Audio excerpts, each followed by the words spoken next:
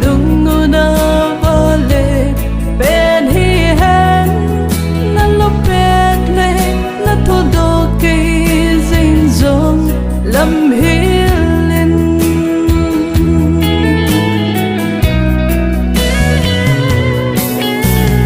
Hui hui cha tiên po kai ngai lu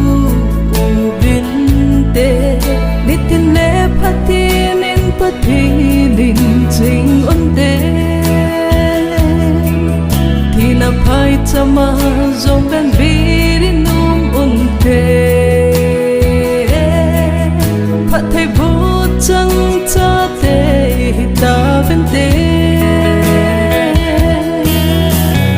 pakai gau pi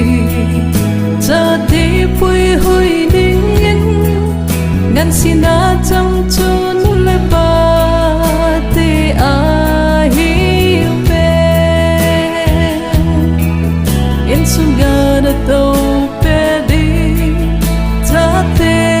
lam hilin lam pin dung na vale pen hi hen na lo pet le na to do ke zin zong lam hilin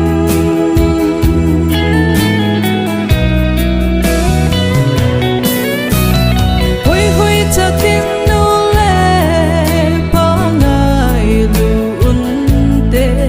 za bo na nu le pa pha thai na cha te a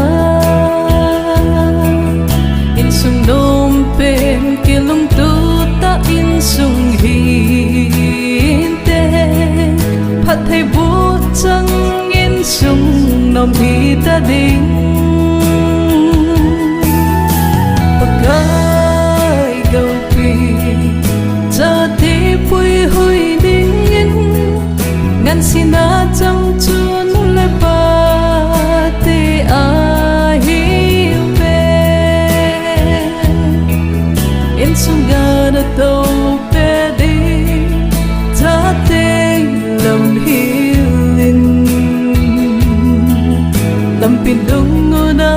vale ben hi hen na lo pet le na to do ke zing zong lam hilin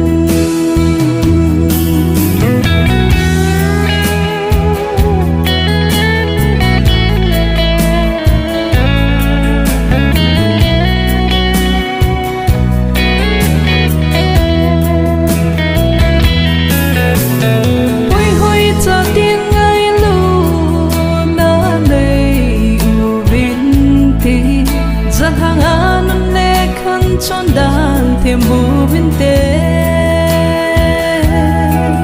quân tin châu si a nu le pa chui sang đi long sung ki pa na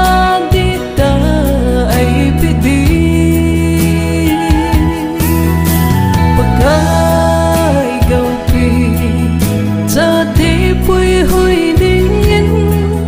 ngan sina chang chun le pa te a hi pe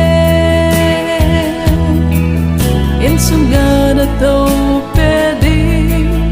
cha te lam hilin lam pin dung